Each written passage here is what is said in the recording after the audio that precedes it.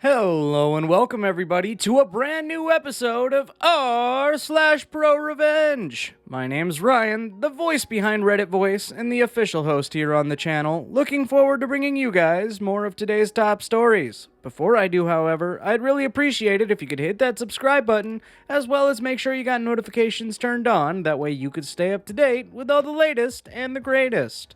Our first story of the evening is by a user called Chapter8FF. It's 1 month old and called Escalating Feud Leads to Dad Orchestrating His Brother's Arrest. My uncle has always been a self-righteous, petty slimeball with a foul temper and grandiose ideas of his own importance but little to no brains. My dad always just took it and tried to keep the peace because family's important to him. This is the story of how my uncle finally pushed my dad too far and ended up getting arrested for his trouble. It's pretty long since it covers several months of a feud between them. As background, my dad and my uncle are neighbors in a rural community of 600-ish people. My dad built the house my uncle lives in and sold it along a small plot, so my dad's remaining land is about 6 acres and runs along the side and back of my uncle's smaller property.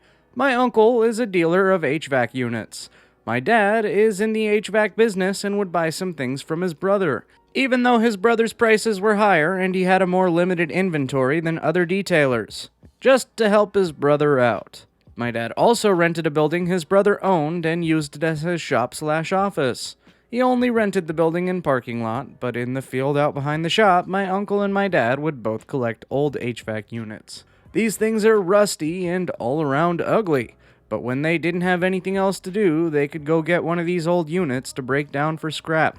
This story starts when one day my dad went to his brother and said he needed a certain unit, but his brother quoted him a really high price and also couldn't deliver in the time frame my dad needed it. So my dad calls another dealer he works with, and the guy had a unit on hand to give him for a much lower price.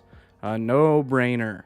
My uncle finds out about this somehow. Dudes in the HVAC business are apparently gossipy teenage girls, and he confronts my dad, basically giving him an ultimatum that if my dad wouldn't commit to buying 100% of his units from my uncle, then my uncle won't sell him anything.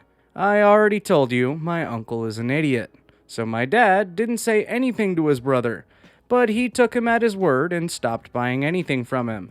A month or so later, my uncle showed up at my dad's shop and confronted him again, wanting to know why my dad hadn't ordered anything from him that month. When my dad told him why, my uncle exploded. They apparently had a screaming match, and in the end, my uncle announced that my dad was no longer his brother, they were no longer doing business together, and my dad was evicted from the shop. I will note that legally my dad was not evicted because evicting him would have required a legal notice, a certain period of time, etc., but my dad was over it, so he said fine and began converting the barn at his house into his new shop. My uncle, who apparently had thought my dad would not call his bluff, showed back up at the shop a few days later and informed my dad that he also has to move all of the old HVAC units scattered around in the field behind the property, or he'd sue my dad for the cost of removal. Now, this too probably had no legal power, since my dad's lease was only on the building, not the field, and my uncle contributed to and used some of the old units as communal property. But when my dad's pissed off, he's really pissed off, so he agrees to move all the old units. He took his tractor over and loaded each one onto a flatbed trailer, drove them out behind his barn, and painstakingly arranged hundreds of rust buckets, fugly old HVAC units, an inch or two off the property line, at the back of my uncle's house. Note that my dad could not see these things from his house due to the way his property's set up, but my uncle had an HD view of them in his backyard. My uncle started being even more of a creep than usual and was spying on my dad's house. So my dad decided to build a privacy fence down the side of his property that runs along my uncle's property, but not the back of the property where the HVAC units are. The fence guy arrives and works for a few hours before my uncle came screeching into his driveway and exploded out of his truck, already screaming because these poor fence guys had laid posts or tools or whatever temporarily on his side of the property line, just as they were building the fence. My uncle called the police, who basically told the fence guys, just don't put anything on the crazy man's property, and then left. The next day, apparently someone left a hammer across the property line, so here comes my uncle screaming at them again. He called the police again, but by the time they got there, the guy had already moved the hammer, so the police are just annoyed by this point, and he could only warn them not to do it again. Later that afternoon, my uncle called the police a third time. I kid you not. This time, he wanted to report that my dad had stolen a backhoe from him, like the one that attaches to the back of a tractor. One that, again, I kid you not, my uncle had given to my dad 2 whole years prior because my uncle didn't even have a tractor big enough to attach the thing to.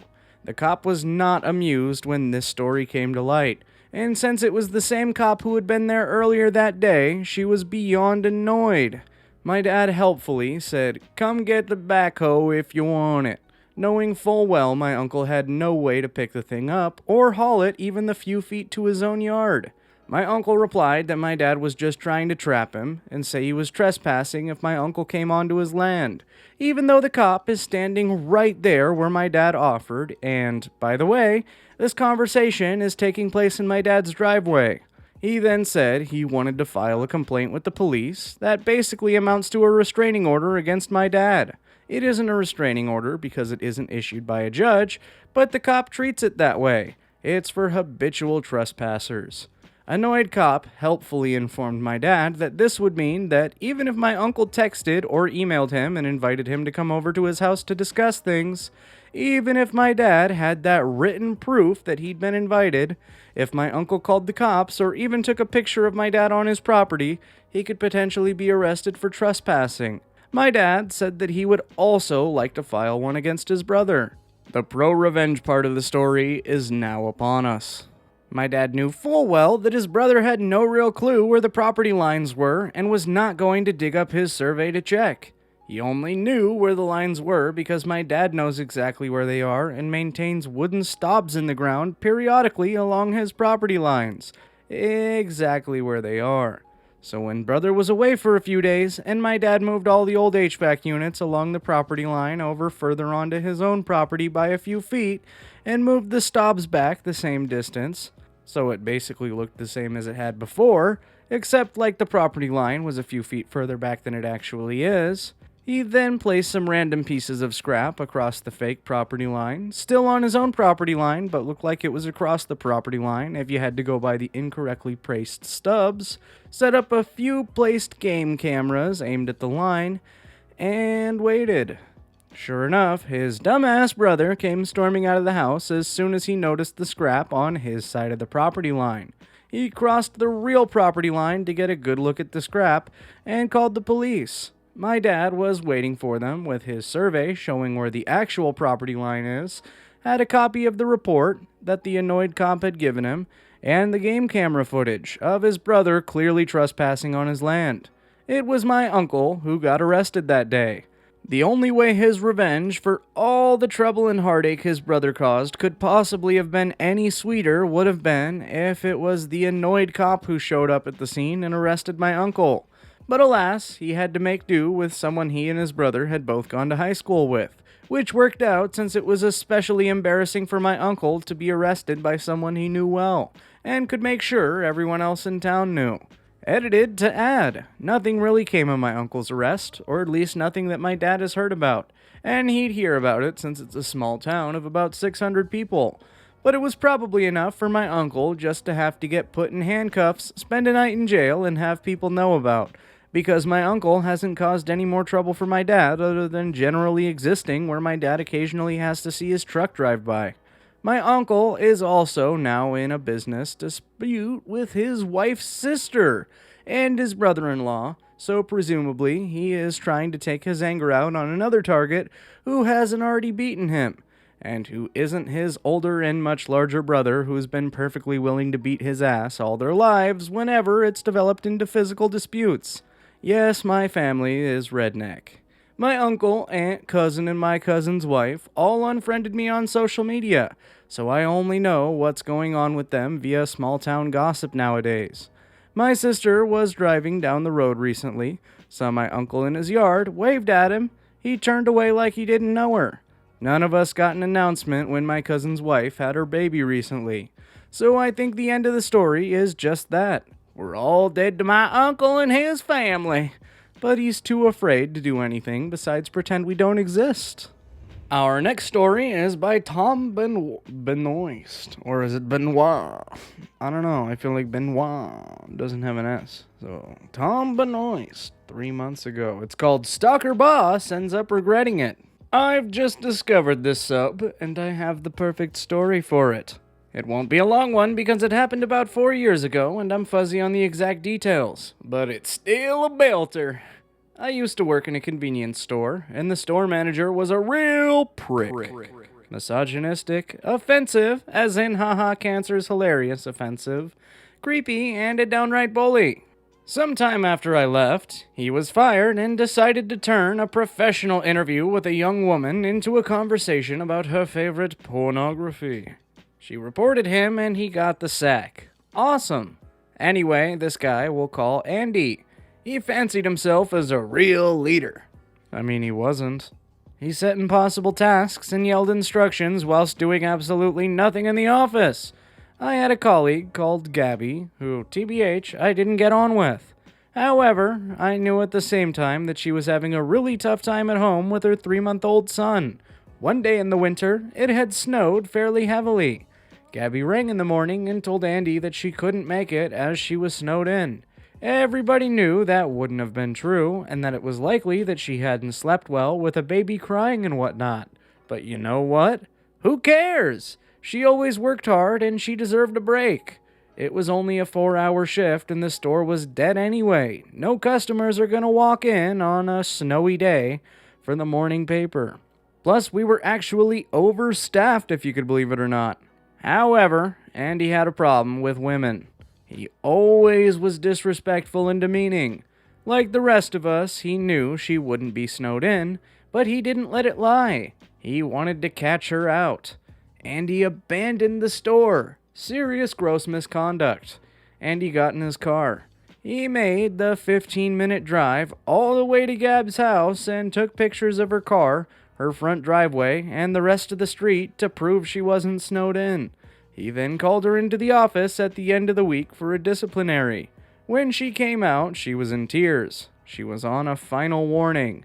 Andy wouldn't want a dismissal on his quarterly record, so he basically just threatened her instead. This didn't sit well with anybody. We hated him anyway, but he went too far for making a single mom cry over something so ridiculous. Well, here's the good part. What Andy didn't realize was that on the last work night out, he has drunkenly revealed to the team that he was a serial cheat. He would regularly cheat on his wife of over 18 years. He also has 2 teenage sons.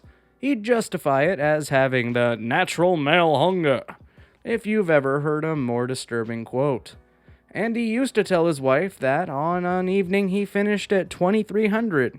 This was a lie, as he had never worked later than 2100. After an evening shift, he'd go and do whatever he needed to do to whoever he wanted to do it to. Well, one evening, he finished at 2100, got in his car, and started driving. What he didn't realize was that Gab, who wasn't on shift that day, had dropped her son at her mom's house and had waited outside the store in her car for Andy to leave. She tailed his car all the way to his hookup's house and parked 3 houses down. She then proceeded to take pictures of Andy hugging and kissing a random woman before pulling her inside and slamming the door. You can see where this is going. Andy didn't come into work for a week. When we saw him next, he looked broken.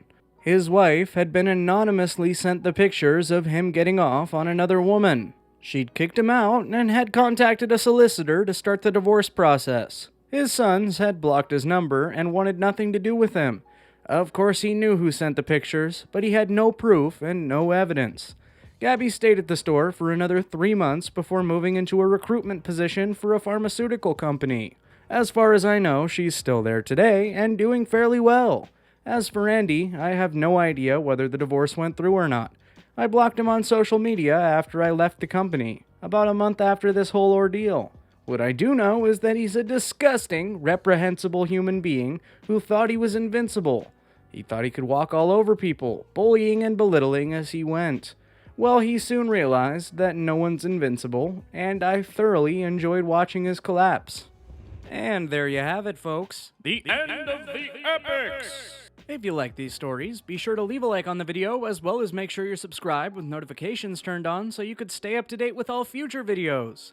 As always, my name's Ryan, the voice behind Reddit Voice, the official host here on the channel, uploading just about every single day, and I look forward to seeing you guys in tomorrow's video.